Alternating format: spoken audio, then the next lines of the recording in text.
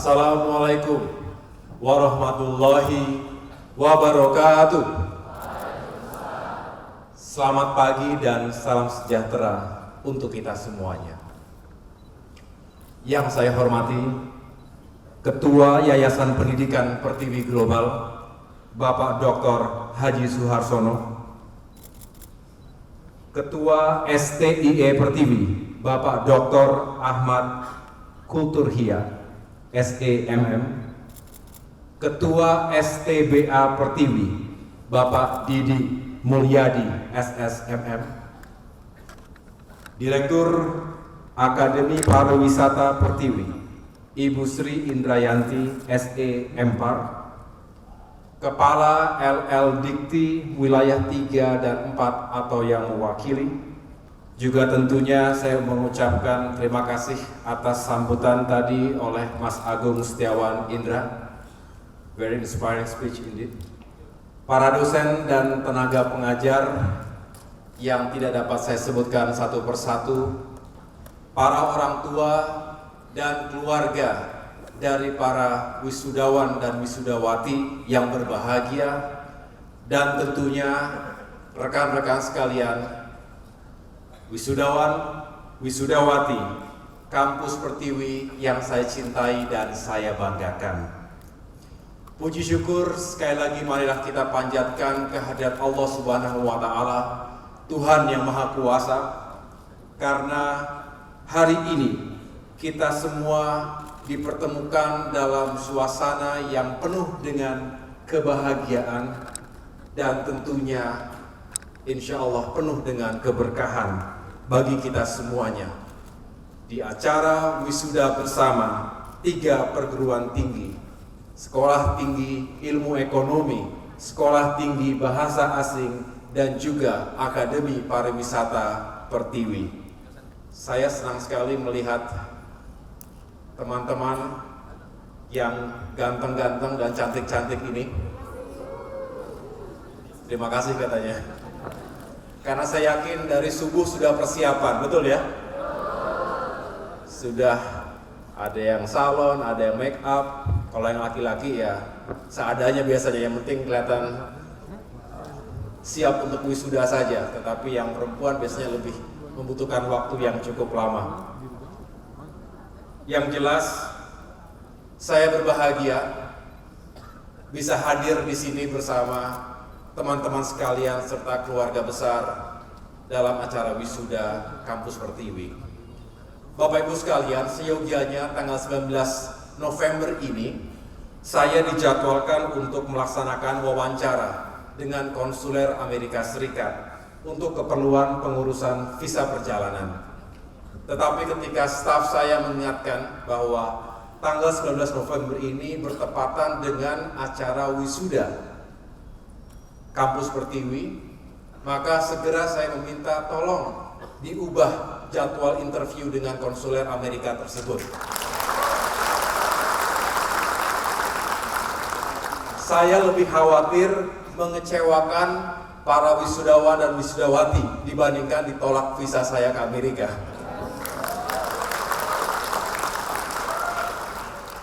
Hadirin sekalian, sekali lagi saya mengucapkan selamat kepada para mahasiswa yang telah menyelesaikan pendidikannya dengan baik, sehingga hari ini memiliki hak untuk bisa mengikuti prosesi wisuda bersama di Taman Mini ini. Saya juga mengucapkan selamat kepada para orang tua dan keluarga besar atas pencapaian putra-putrinya hari ini.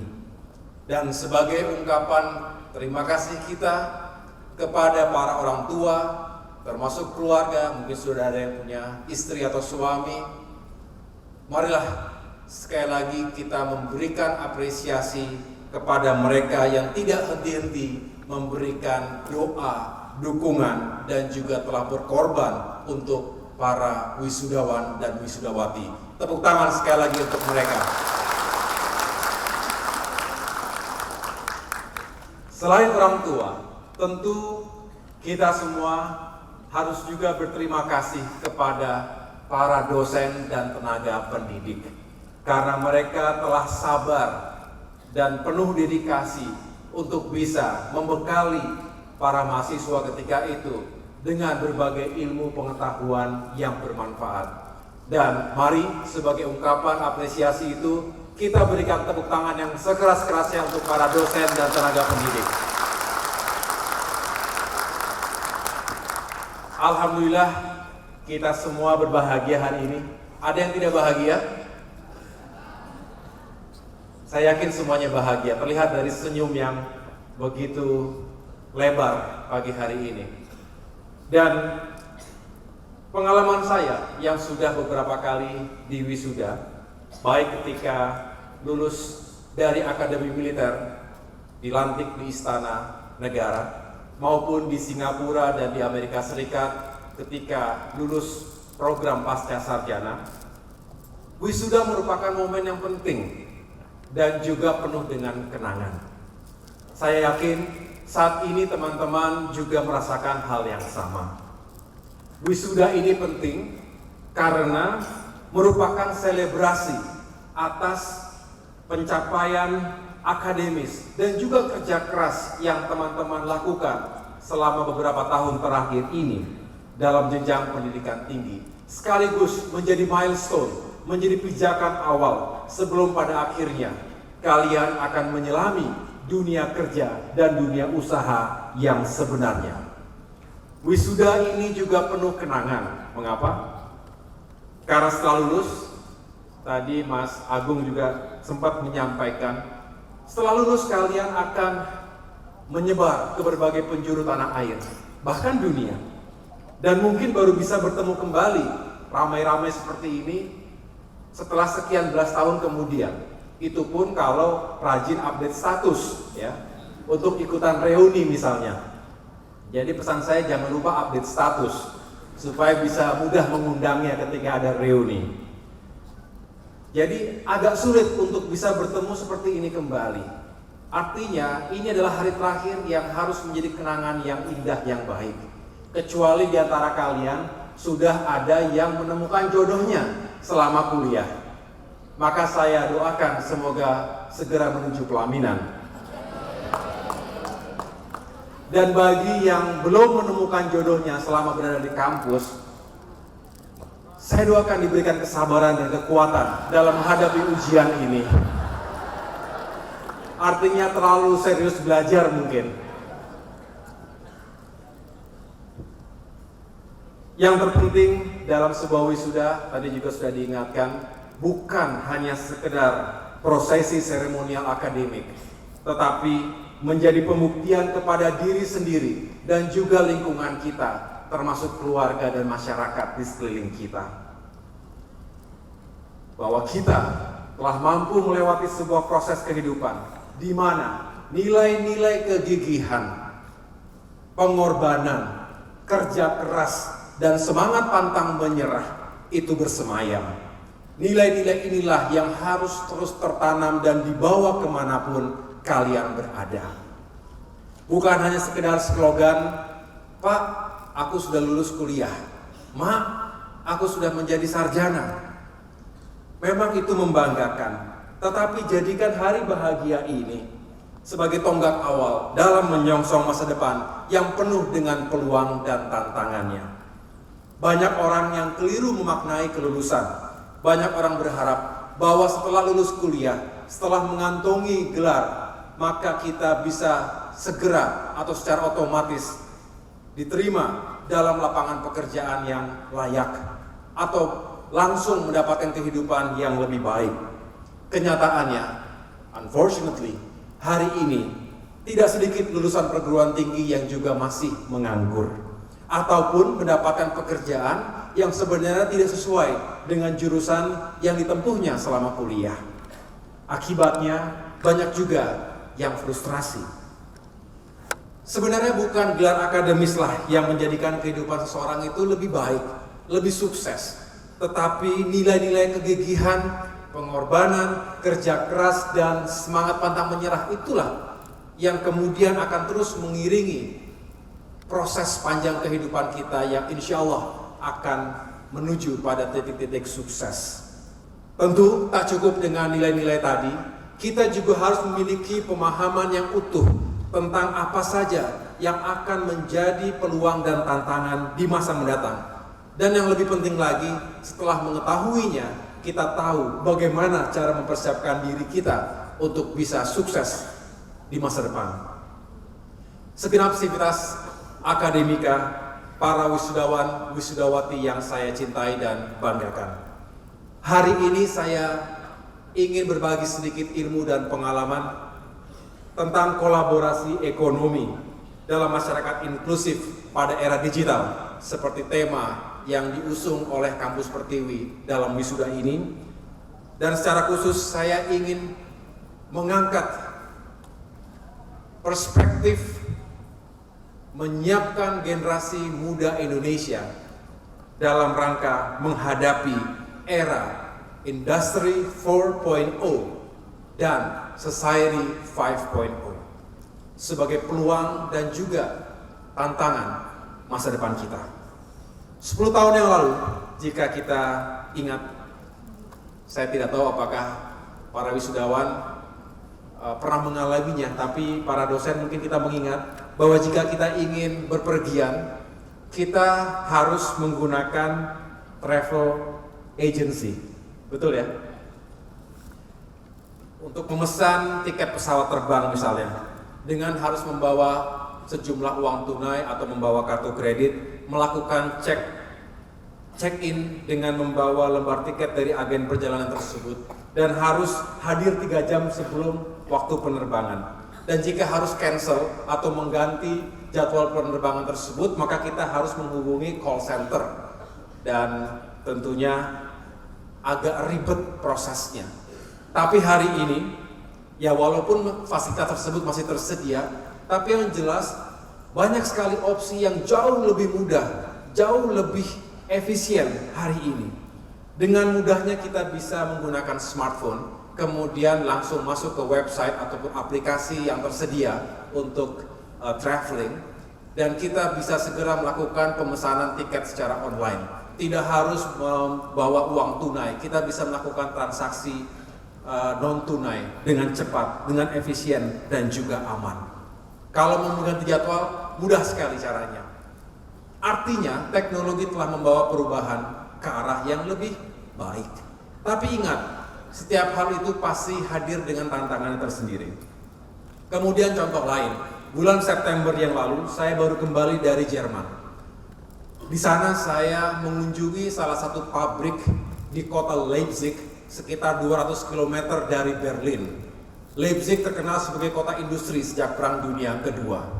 Dan di sana saya berkesempatan untuk berkunjung sekaligus berdiskusi di pabrik mobil listrik. Karena pada akhirnya dunia yang menghadapi permasalahan global warming dan climate change ini harus segera menemukan cara untuk menemukan dan juga menggunakan renewable energy, termasuk menggunakan dan termasuk mengembangkan dan pada akhirnya menggunakan secara masif mobil atau kendaraan bertenaga listrik. Dan yang menariknya adalah tidak seperti yang kita bayangkan bahwa industri atau pabrik otomotif sebesar itu akan berisi ribuan pekerja manusia. Ketika saya melihat secara langsung di lines of productions, di jalur-jalur produksi mobil, setiap tahapan dari mulai assembling awal sampai dengan produk akhirnya sangat sedikit terlihat pekerja manusia, hanya 1-2 orang saja. Selebihnya adalah tangan-tangan robotik yang bekerja secara cepat, cermat, dan juga akan menghasilkan produk yang berkualitas tinggi. Setiap hari di pabrik tersebut diproduksi sekitar 2.000 unit mobil dan segera didistribusikan ke seluruh penjuru dunia. Artinya sekali lagi teman-teman sekalian, ini adalah dunia yang kita hadapi dan ke depan akan semakin banyak lagi tantangannya.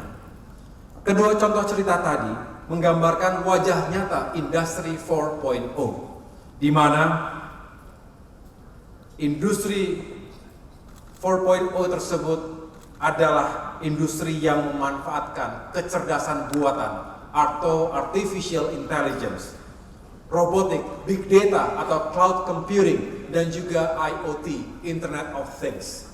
Itu semua memungkinkan sistem produksi berjalan dan bahkan mengambil keputusan sendiri, sehingga di sana sini sangat mengurangi ketergantungan produksi, ketergantungan kita semuanya terhadap tenaga kerja manusia. Ini adalah peluang, tapi juga bisa menjadi ancaman buat lapangan pekerjaan manusia. Jangan sampai ke depan kita kalah dengan robot. Sepakat adik-adik semua? Jangan sampai kemudian kita tidak mampu beradaptasi. Akhirnya semua lapangan pekerjaan manusia diambil alih oleh mesin, oleh teknologi, oleh artificial intelligence, oleh machine learning dan lain sebagainya. Sedangkan manusianya akhirnya lebih banyak menganggur. Ini harus kita siasati dengan baik. Kita tidak bisa menolak teknologi, tetapi yang jelas kita juga harus lebih cepat, lebih cerdas, dan lebih adaptif dibandingkan kemajuan teknologi itu sendiri. Kemajuan perkembangan teknologi tersebut tentunya mempengaruhi secara langsung dan tidak langsung perilaku masyarakat dan juga peradaban sebuah bangsa. Di negara-negara maju seperti Jepang contohnya, muncul penggunaan teknologi yang sangat ekstrim mengurangi tenaga manusia. Sebagai contoh adalah penggunaan atau konsep yang dikembangkan hari ini adalah driverless cars atau kendaraan tanpa awak, tanpa pengemudi.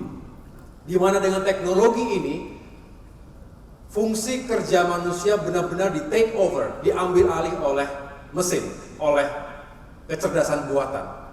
Kita tinggal menentukan kemana kita akan mengarah, kemudian mereka atau kendaraan tersebut akan mengkalkulasinya dengan cermat dan kemudian langsung bisa membawa kita ke tujuan melalui jalan atau rute yang paling efektif, paling efisien, dan juga tentunya aman.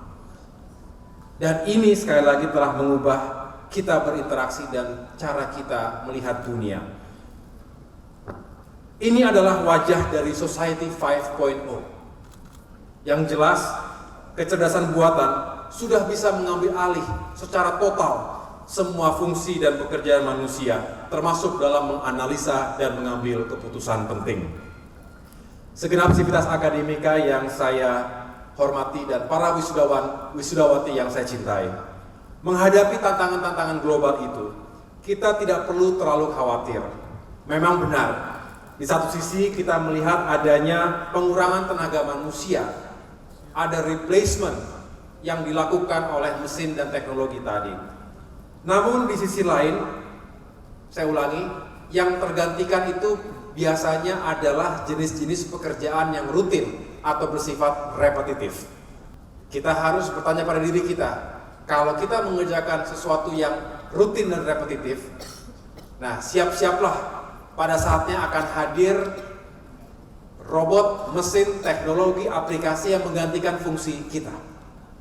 Nah, tapi juga jangan terlalu khawatir, karena setiap teknologi baru akan hadir pula jenis pekerjaan baru, terutama pekerjaan yang berbasis pada kreativitas dan inovasi.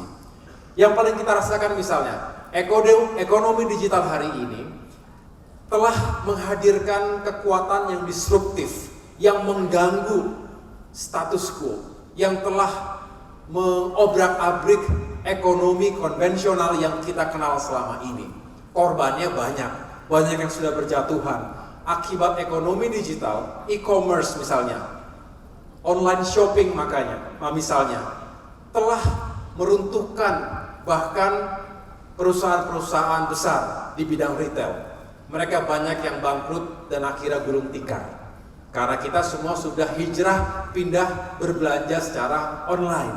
Tidak lagi terlalu banyak orang yang tertarik untuk datang ke sebuah toko, lihat-lihat dan belum tentu barangnya ada. Dan harganya lebih mahal dibandingkan online shopping.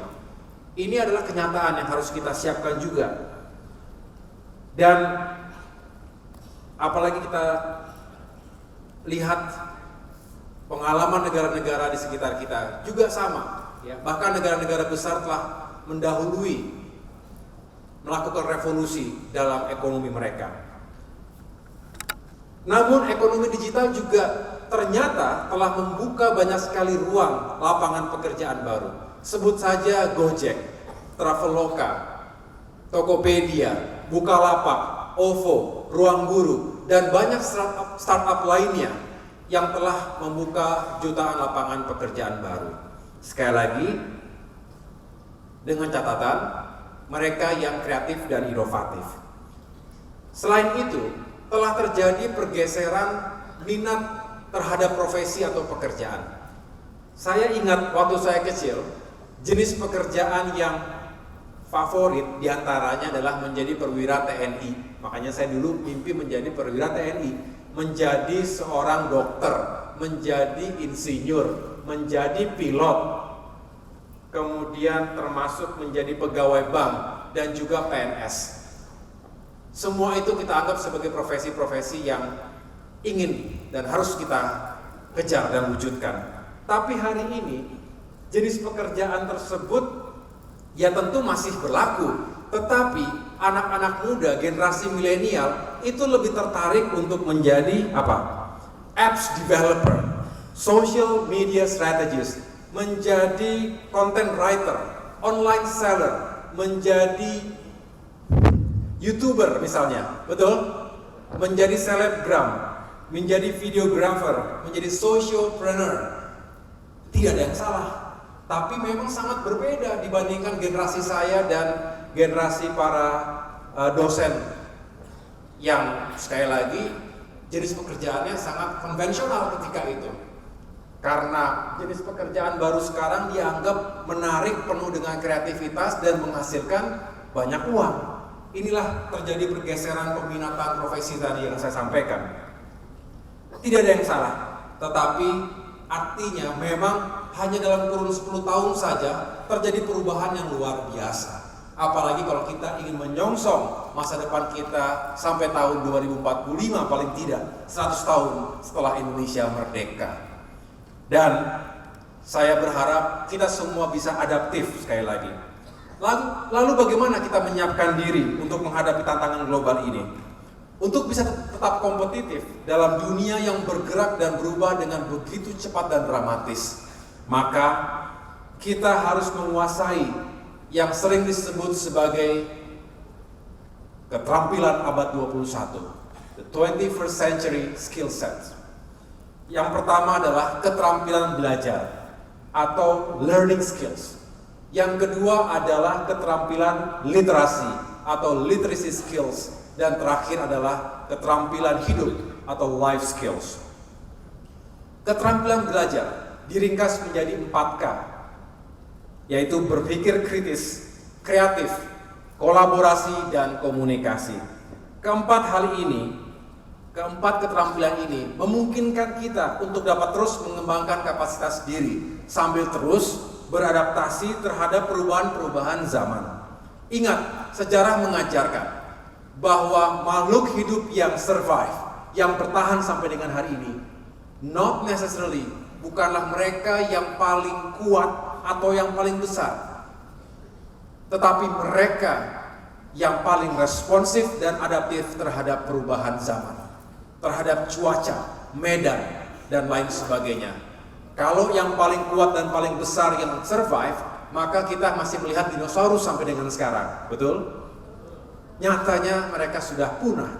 Artinya sekali lagi, manusia, peradaban yang akan survive sampai kapanpun, 100.000 tahun kemudian, adalah peradaban yang memiliki karakter-karakter yang responsif dan adaptif tadi. Kita ingin Indonesia akan tetap bertahan dan bahkan semakin maju dan mendunia di masa-masa mendatang. Dan ini semua membutuhkan kemampuan adaptivitas yang tinggi dari bangsa ini, dari kita semuanya. Selanjutnya keterampilan literasi, literacy skills. Ini sangat berguna bagi kita untuk memilih dan memilah informasi yang relevan bagi kita, agar kita tidak tenggelam dan kehilangan arah dalam banjir informasi. Keterampilan ini juga membekali kita dengan kemampuan mengelola media dan teknologi yang tepat, yang kita rumuskan menjadi IMT, Informasi, Media, dan Teknologi. Sebagai contoh, sepanjang saya berbicara di sini, saya yakin adik-adik tadi ada yang mengeluarkan handphone, ngambil, merekam, ada yang Instastory, ada yang langsung di-tweet, ada yang dimasukin ke Facebook, ada yang dikirim via WhatsApp ke teman-temannya, kemanapun. Dan itu akan segera secara real time akan tersebar luas ke seluruh penjuru dunia. Bukan hanya lingkar terdekat kita saja. Whoever yang memiliki akses terhadap internet akan segera mendapatkan informasi yang kita bagi tadi. Nah, setiap hari diperkirakan ada triliunan jumlah konten yang diunggah ke media sosial atau ke dunia maya. Kita sendirilah yang harus menentukan dengan baik mana informasi yang relevan untuk kita. Jika tidak, kita berpotensi mengalami apa yang disebut sebagai tsunami informasi atau information overload yang bisa membuat orang kehilangan daya kritis, bahkan kehilangan daya pikirnya. Di sini, Bapak, Ibu, dan para wisudawan-wisudawati sekalian, izinkan saya mengingatkan diri sendiri dan kita semuanya. Janganlah menjadi generasi yang mudah menyebarluaskan berita palsu atau hoax atau fake news, juga kampanye hitam atau black campaign, atau bahkan ujaran kebencian atau hate speech. Walaupun kita hidup dalam negara demokrasi yang begitu terbuka dan memberikan kebebasan berbicara kepada warga negaranya, sekali lagi, marilah kita gunakan wisdom, kebijaksanaan, dan kematangan dalam berdemokrasi ini agar kita bisa mencegah segala bentuk hal yang tidak diinginkan dari kemajuan teknologi kita. Praktek-praktek semacam itu tadi hanya akan menimbulkan kerisauan, kekacauan, dan kebodohan publik, dan yang lebih buruk lagi adalah bisa memecah belah sesama anak bangsa. Oleh karena itu, mari kita cegah bersama-sama. Sedangkan yang terakhir, keterampilan hidup atau life skills adalah keterampilan-keterampilan yang berguna bagi kita dalam mengarungi kehidupan modern manusia saat ini. Diringkas menjadi FLIPS. F pertama adalah fleksibilitas, kemudian leadership atau kepemimpinan, inisiatif, produktivitas, dan kemampuan sosial. Keterampilan hidup ini makin penting pada masa mendatang, ketika kita tahu juga bahwa ada paradoks dalam globalisasi. Yang kita inginkan adalah negara-negara di dunia, bangsa-bangsa di dunia bisa hidup rukun dalam borderless society, di mana dunia menjadi semakin terasa tanpa batas. Tapi ironisnya, yang katanya kita hidup dalam era globalisasi ini justru semakin menguat sekat-sekat identitas antar bangsa dan masyarakat di dunia. Kita harus sama-sama aktif merajut komunikasi antar kelompok masyarakat. Bebaskan dari narasi yang sangat sempit tentang nasionalisme. Dan juga bebaskan itu semua dari prasangka buruk terhadap perbedaan identitas, baik suku, agama, ras, dan etnis. Pemberdayaan masyarakat tanpa membeda-bedakan latar belakang, inilah yang menjadi esensi masyarakat inklusif, atau dalam bahasa kita, masyarakat yang Bhinneka Tunggal Ika. Dengan kebersamaan dan sinergi yang kita bangun seperti inilah, tanpa sekat-sekat perbedaan identitas dan juga status sosial, maka persatuan dan produktivitas bangsa kita akan semakin kuat dan meningkat. Bapak, Ibu, saudara-saudara sekalian yang saya cintai dan banggakan, sebelum mengakhiri orasi ilmiah ini, saya menyampaikan harapan kepada seluruh wisudawan sebagai berikut. Khusus kepada para lulusan STIE. Boleh angkat tangan yang mana STIE biar saya tahu. Terima kasih. Khusus kepada para lulusan STIE Pertiwi. Mari aplikasikan pengetahuan dan keterampilan yang kalian dapatkan selama kuliah dalam dunia usaha dan dunia kerja nyata. Tentunya secara kontekstual dengan perkembangan ekonomi digital dewasa ini. Walaupun sekali lagi semakin banyak teknologi yang bisa membantu pekerjaan manusia, tetap saja dibutuhkan kecerdasan, tadi disampaikan kecerdasan dan juga kebijaksanaan dari pengawaknya, yaitu dari manusia itu sendiri. Jangan menjadi budak teknologi. Kita yang menentukan arah dan kemana kita akan berada di masa depan. Sedangkan khusus kepada lulusan STBA Pertiwi, mana STBA, angkat tangan?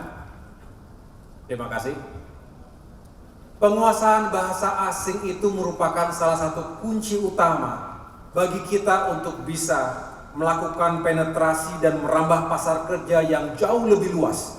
Indonesia sendiri memiliki 260 juta penduduk. Tapi bayangkan, dengan kemampuan bahasa asing, khususnya bahasa Inggris, kalian bisa merambah pasar ASEAN yang jumlahnya hampir 700 juta. Dan bahkan pasar dunia. Saya sering miris ketika mengetahui banyak sekali pekerja dari India, dari Filipina, bahkan negara-negara Afrika yang berada di berbagai belahan penjuru dunia. Mereka berhasil masuk ke dalam berbagai ruang profesi yang tersedia di negara-negara tersebut, termasuk negara-negara maju di Amerika Serikat, di Eropa, Australia, dan lain sebagainya. Padahal semata-mata hanya karena kelebihan atau kemampuan mereka berbahasa Inggris. Sedangkan kalau kita mau jujur, kita bandingkan dengan kompetensi yang dimiliki oleh para pekerja Indonesia, kita tidak kalah. Bahkan di banyak hal kita unggul. Rata-rata pekerja Indonesia itu lebih memiliki dedikasi yang tinggi, lebih disiplin, lebih sopan, lebih menyenangkan untuk bekerja sama, dan memiliki totalitas dalam bekerja. Lagi-lagi hanya karena kekurangan dalam menggunakan bahasa Inggris secara fasih. Oleh karena itu, untuk bisa meningkatkan daya saing kita, untuk bisa merambah pasar yang lebih luas tadi, maka sangat penting untuk bisa menguasai bahasa asing, utamanya bahasa Inggris. Dan yang terakhir, kepada lulusan Akademi Pariwisata Pertiwi, angkat tangan, PAR. Terima kasih. Kita harus memahami sekali lagi bahwa Indonesia adalah negara yang sangat dikaruniai oleh sumber daya alam yang begitu melimpah, yang begitu indah, dan juga keberagaman yang membuat kita menjadi menarik di dunia ini. Tidak banyak negara di dunia yang memiliki keberagaman seperti kita. Kita ini bangsa yang sangat majemuk, sangat plural. Tetapi kita juga terus membangun harmoni dan toleransi di antara kita. Hanya Indonesia yang 6 agama yang diakui oleh pemerintah itu yang memiliki hari libur nasional. Coba cek negara lainnya, tidak ada seperti itu. Oleh karena itu, ini menjadi daya tarik tersendiri, termasuk menjadi daya tarik bagi wisatawan. Indonesia harus terus menjadi destinasi pariwisata yang unggul dan berkelas dunia. Oleh karena itu, tentu saya mendorong teman-teman yang menjadi lulusan Akademi Pariwisata Pertiwi ini untuk terus mengembangkan kapasitas diri dan semakin meningkatkan daya saing pariwisata kita sehingga bisa unggul dibandingkan dengan negara-negara tetangga seperti Thailand, Malaysia, dan Singapura. Kita tidak kalah dari segi kapasitas.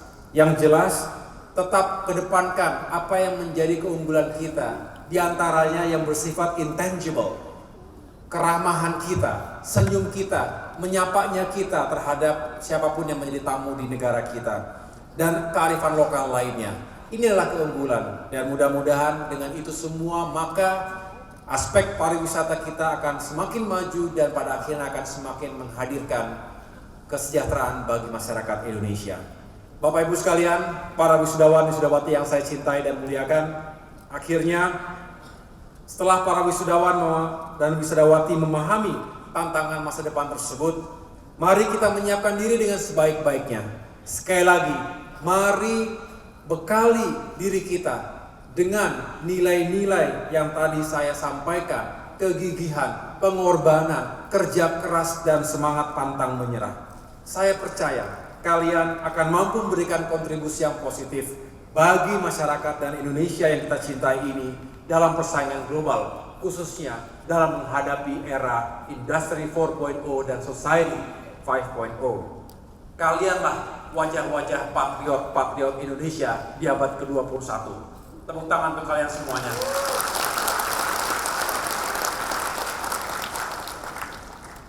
Dream big, work hard, never give up. 3 hal itulah yang selalu saya jadikan pegangan dalam perjalanan hidup. Tadi sudah disampaikan oleh Mas Agus, selalu punya mimpi besar. Dan mimpi itu harus diupdate.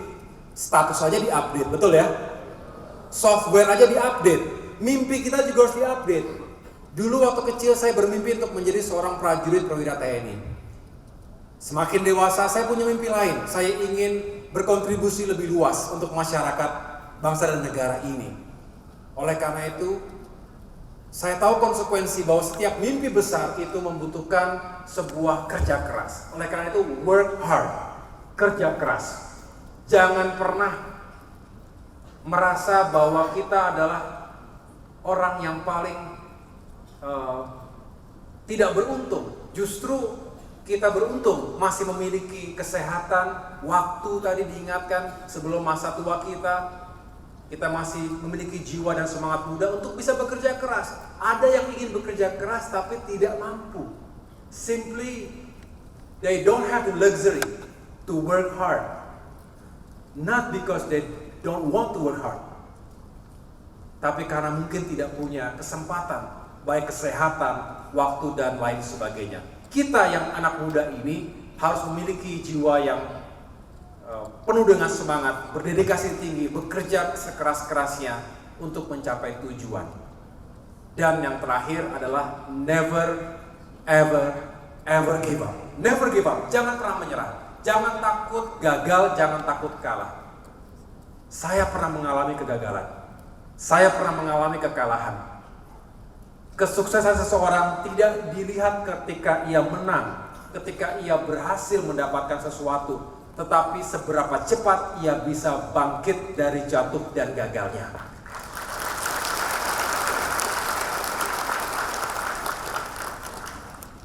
Ingatlah bahwa hidup itu penuh dengan suka duka, jatuh bangun, terang dan gelap. Lewati itu dengan sukacita, dengan rasa bahwa saya ingin menjadi lebih baik hari ini dibandingkan kemarin, hari esok lebih baik dibandingkan hari ini. Teruslah tumbuh menjadi manusia yang dewasa, yang penuh dengan etika, yang memiliki wawasan dan horizon yang luas tentang dunia ini, dan tetap membumi, berpijak di negeri yang kita cintai ini. Mudah-mudahan dengan semangat itu kita semuanya bisa mencapai sukses seperti yang kita harapkan selama ini. Teruslah berjuang, teruslah bekerja keras, teruslah saling berbagi satu sama lain, saling mendukung. Dan kepada para orang tua, keluarga, sekali lagi teruslah kita memberikan dukungan kepada putra-putri tercinta kita, karena kita ingin mereka kelak tumbuh menjadi generasi penerus bangsa yang unggul, yang siap untuk mengawaki dan memimpin Indonesia menuju kejayaannya. Terima kasih atas perhatiannya. Sampai ketemu di dunia nyata. Kalau saya anggap masa-masa di kampus itu biasanya adalah masa-masa yang indah. Tapi begitu keluar dari ruangan ini, real world, dunia nyata yang harus kita hadapi. Be tough, be strong. Do the best you can do and be the best all you can be. Terima kasih. Wabillahi taufiq wal hidayah. Wassalamualaikum warahmatullahi wabarakatuh.